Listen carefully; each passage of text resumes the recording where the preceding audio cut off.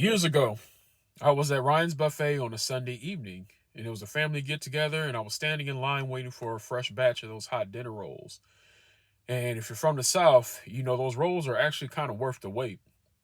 And there was an elderly Caucasian man that was standing right behind me in line, and me and him were talking, and he was telling me that he had retired from his job for 45 years.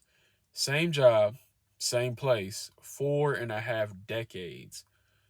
And I said, 45 years? You must have loved it there to stay there for so long.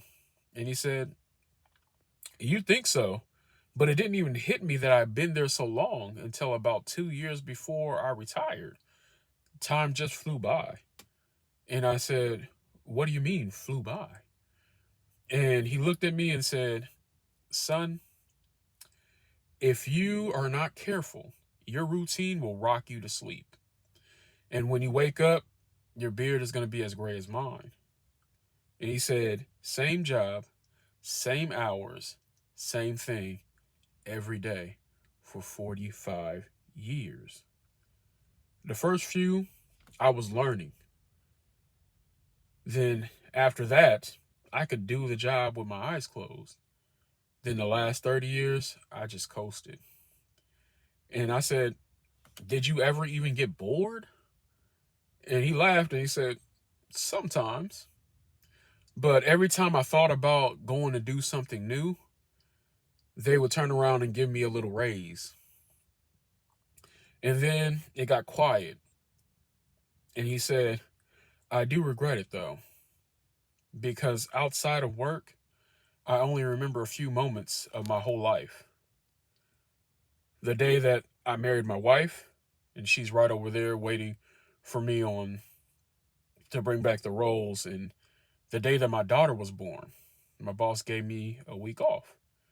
And then he said, son, do you know what the next big memory is that I can remember? And I said, like her first steps, the time that she said your name. And he said, if only. The next big thing I remember is the week that my daughter's daughter was born. My boss gave me another week off. And I'm telling you, my heart dropped. And I'm just standing there listening to this man who just can't buy his time back. And he said, I just scheduled my whole life around my job. And if I could, I would do it over. I'd figure out a way to make money from home. Like, even if it's just enough just to feed my family. And he said, but the problem was the job was easy. And it was just enough money. And I got comfortable. Then the server brought back the fresh pans of dinner rolls, and he reached over with his shaky hand to grab 2 rolls and put them on his plate. And then he gave me this little kind of grin. And he said, it's not all bad. Now I know how precious my grandkids are, and I spend every moment I can with them. He said, nice talking to you, son. Enjoy your dinner. And then he walked away. And for some reason, I couldn't move. It was like my brain was sending a signal to my feet, and they weren't responding. And I realized I too allowed my job to sing me a lullaby and rock me to sleep. And I thought to myself, nobody's coming to save you. Nobody is coming to save you. I need you to sit with that, because part of you, I know, has been waiting.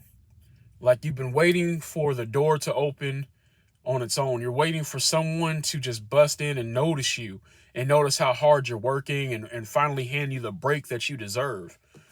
Waiting for the right person to discover you, to sponsor you, to rescue you. They're not coming. No, it's not because nobody cares, but it's because the thing that God placed inside of you, it's not assigned to anyone else. It's assigned to you. And the rescue that you keep waiting for, the one that's supposed to come from the outside, the truth of the matter is, it's always meant to come from the inside. See, you've been waiting to be rescued, and you're not saying it to yourself out loud. Maybe you're not saying it in that way, but underneath it all, underneath the surface, there's this quiet hope that someone's going to come along and fix it. The right connection, the lucky break, the person who finally sees your potential and pulls you up. And while you wait, life keeps moving, the years keep passing, and then the thing that you're supposed to build is still sitting there untouched because you've been treating it like it's someone else's job to start. Now hear me. No one is more responsible for your life than you are. So nobody is coming to write your book. Nobody is coming to start your business for you. Nobody is coming to walk out the purpose on your behalf. And I know this sounds heavy, but flip it over, because there's freedom there's freedom hiding in the other side of it. If no one is coming to save you, then you stop waiting on people who were never assigned the dream in the first place. See, you stop being at the mercy of breaks that may never come. The moment that you accept it's all on you, you take your power back, because now it's in your hands. Now the only place that salvation or the rescue can come from it's from you. That's the only place that it's ever going to get done. Now let me talk to the person that's grinding at the job, because I want this to be straight, and I want to be careful here, because this is where I think people kind of get it twisted. There's nothing wrong with a job. Now hear me clearly. If a job is what keeps your lights on and your family fed while you're building, that's not failure at all. That's faithfulness. As a matter of fact, that's actually stewardship. The job can be honorable as a starting point, but the starting point is never meant to be the destination. See, here's the trap, and I don't want you to fall into it. You can spend 40 years pouring your gift and energy in your best hours of your life into building someone else's dream. And you can do it so faithfully, so consistently, and you never once ask, when do I build mine? When I've been walking in their purpose, when do I walk in my purpose? And that's the danger. Not the job itself. The job is that it becomes a quiet ceiling for a lot of us. And we never reach past, we never break through to the other side of that ceiling. That paycheck is comfortable enough for us to stop reaching for our assignment. And that's the problem. You clock in, you clock out, and then 30 years go by, and the dream God put in you is still waiting, is still sitting on the counter, waiting in the drawer. So use the job. Let it fund you. Let it stabilize you, but don't let it become the place where your purpose goes to sleep. The goal was never to build someone else's dream for the rest of your life. Like the goal was to build your assignment and to walk in the purpose that you were actually made for. The job is the boat that gets you across. It's never meant to be the island you live on. Now, let me confront the thing that really is keeping you stuck. And it's not laziness in the way that you think laziness is. It's comfort. See, the problem is most people get comfortable. Comfort is the most expensive thing that you'll ever buy because because you pay for it with your potential. You've gotten comfortable enough that the pain of staying the same is still a little less than the pain of changing. Like, so you stay, you scroll, you rest, you tell yourself next week, next month, when things settle down, and next thing you know, it's 1 year, 2 year, 5 years, 10 years, 20 years. But nothing's going to settle down. The perfect time that you keep lying to yourself, you keep telling yourself that's going to come, it doesn't come. It has to start today. And here's the hard truth about waiting. Every day you don't work, you're not standing still. You're sliding backwards. There's no such thing. And I like people keep wanting to put in this in our mental that stagnation is a thing. Stagnation really is not a thing. It does not exist. Nothing stays the same. Everything in nature, in life, is either getting better or getting worse. Plants, animals are either growing or they're dying. We ourselves are either growing or we're dying. Nothing stays the same. So either you're moving forward or you're moving backwards. And most of the time we are on the backslide. There is no such thing as neutral position. So you're either building your assignment or you're burying it. The gift doesn't wait patiently in a drawer for you to feel ready. It gets stiff, it gets stale, and it dries up. And you start to convince yourself that it never really was there. It never really was for you. And I want you to understand this. When God wants something to be done, he's going to get it done. Plain and simple. The thing about God's plan is going to come to fruition. He gives you the choice and the option to choose to be a part of it. And if you fail to choose to be a part of it, he will accomplish his will by some other means, by somebody else. And that's a heart that I don't want you to feel. That's a pain that I don't want you to feel. Because next thing you know, someone else is doing what you were called to do, and you know it. You see it. And the sad thing about it is you accept it because you believe they deserve it and they can do it. I couldn't. That's a lie straight out of hell.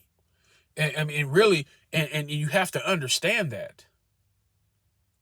And the sad thing about it is the world that we live in, the people that God needs you to minister to are not going to be ministered to. Because there's only one you with your experience. And there's only going to be one you in human history. You're the only person that can do it your way, how you have been designed to do it.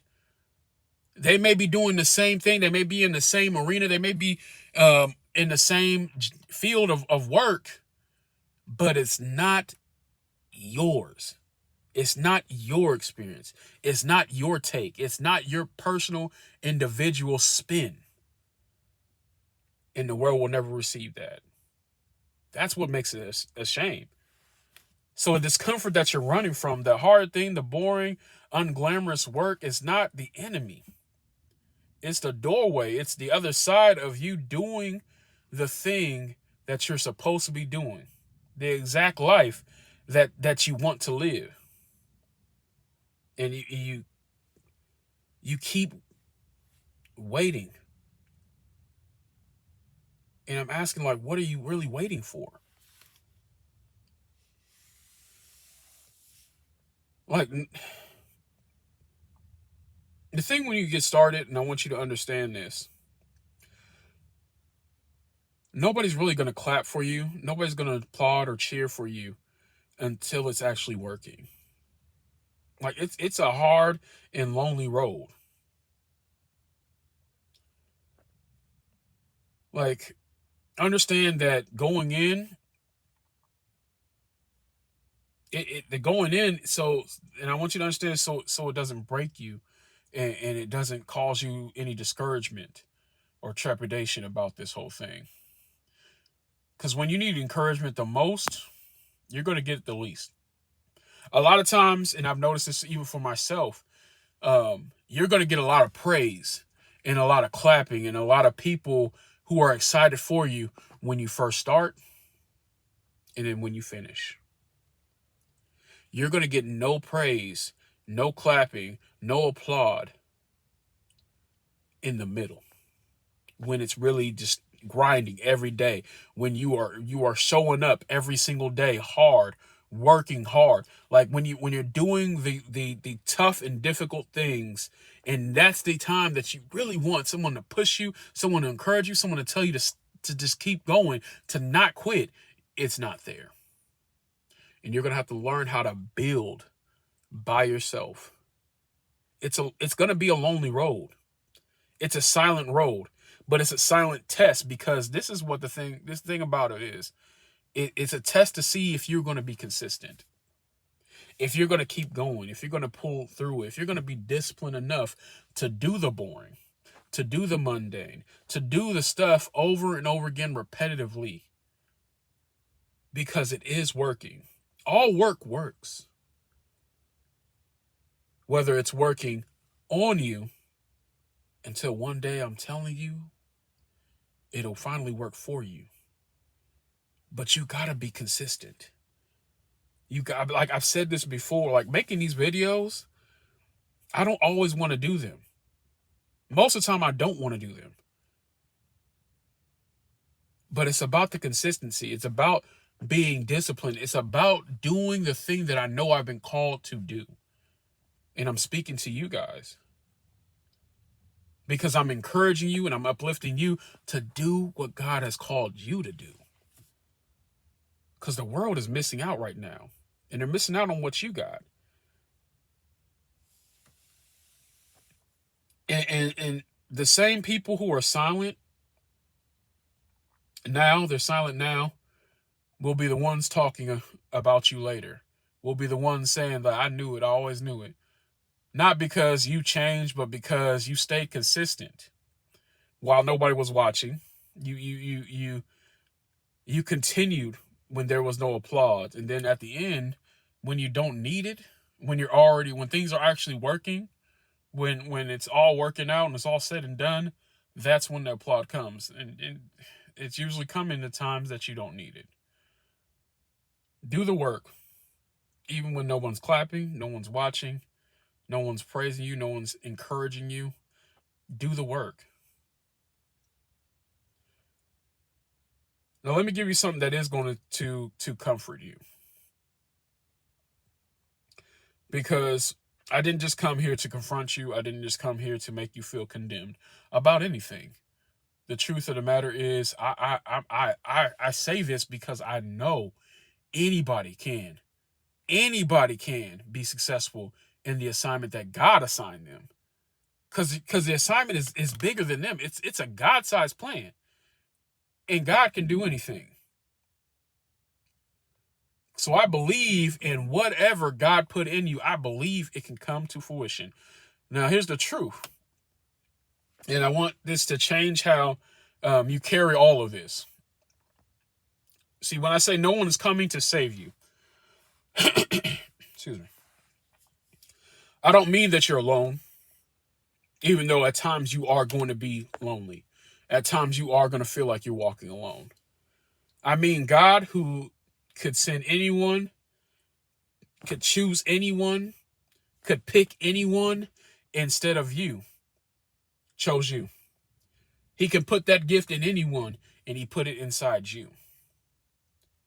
He didn't assign your purpose to a rescuer. He didn't assign it to someone else who can fulfill the job. He assigned it to you. Then he filled you with everything you need to walk it out. That has to make you feel special. That has to make you feel like you're unique. Like that God assigned something specifically to you. Like that, I don't know, for me, it fills me with joy. Like it makes me so excited, like, cause like, wow, out of everyone that you can choose, you chose me. Like that's how you have to look at it. That's there to strengthen you. That strength right there in itself, while the waiting, while the going through the hard times, it's in you. He placed it in you. You have the capability that you've been praying God to send. It's already there. All you have to do is walk. Take the first steps. It's already been deposited into you day after day. And it's not just deposited into you once, it's deposited into you daily. He gives you strength daily to walk out your assignment. Daily. But he's waiting for you to stop looking around for someone else to come along and save you. Start stewarding what is already in your hands. Because that's what the parable teaches. The parable, the master didn't come to do the work for the servants. He handed them what they could carry. He left them all a amount of talent to each of these servants, and he gave them what he knew they can handle. But the thing about it is, one got 5, one got 2, one got 1, and it was like, I know what you can handle, but ultimately, the choice is still on the servant, what they do with the talent, with the assignment, with the gift. Like, it was ultimately up to them. The one that got 5 doubled it. The one that got 2 doubled it. The one that got 1, he chose to bury it. Like, I want you to look at that parable and ask yourself, who am I in this situation? Because some of us may not be the one that's burying it. But some of us may be the one that he can only give 2 instead of 5, because he knows that you can't handle having more. So that's what you're working on. You want to be able to be in a place where you're so faithful to him that he can hand you so much more. But if he gives you 2, be faithful and steward the 2. And then build, because that's how it happens. Because then he took that and doubled it, multiplied it. He like God, that's how God works. But just don't be the one that's going to bury their gift. Like, I'm thinking about that man that spent 45 years at the same job. What did God place in him? What could he have done? What could he have been? And the fact that he missed out so much of his life with his family. He missed out a lot of it that he could have spent with his family, with his daughter, with his wife. Because he was too busy building someone else's dream. Like, nobody's coming to save you. And I need you to finally hear that. And hear that it's not bad news. But the most freeing thing that you need to get all this year, if you get nothing else from me, that's what I need you to understand. No one is coming to save you. Because if no one is coming, then you stop waiting. Then you stop wasting time. You stop begging for permission, and you start putting your life into action and stop putting it on hold. You pick up the thing that God has already placed in you and put in your hands, and you walk with it. Eventually, you start running with it. The job can fund it. There's no problem with that. But the job isn't it. The comfort feels safe, but the comfort is the trap. The silence feels like it's failure, but the silence is part of the work. And you're going to experience a lot of silence from others. And the strength that you've been waiting for, it never comes from out there. It never comes from outside. It only comes from in here. And it was there the whole time. God put it there. So here's one move I want you to do before you go. Name that thing that you've been waiting for someone to rescue you, to save you, to hand you that permission, the break, or the open door, or whatever that you're expecting or waiting for. Name it. Before someone claps for you, before you feel ready, before you're comfortable, do it today. Start it today. Walk in it today. Drop it in the comments.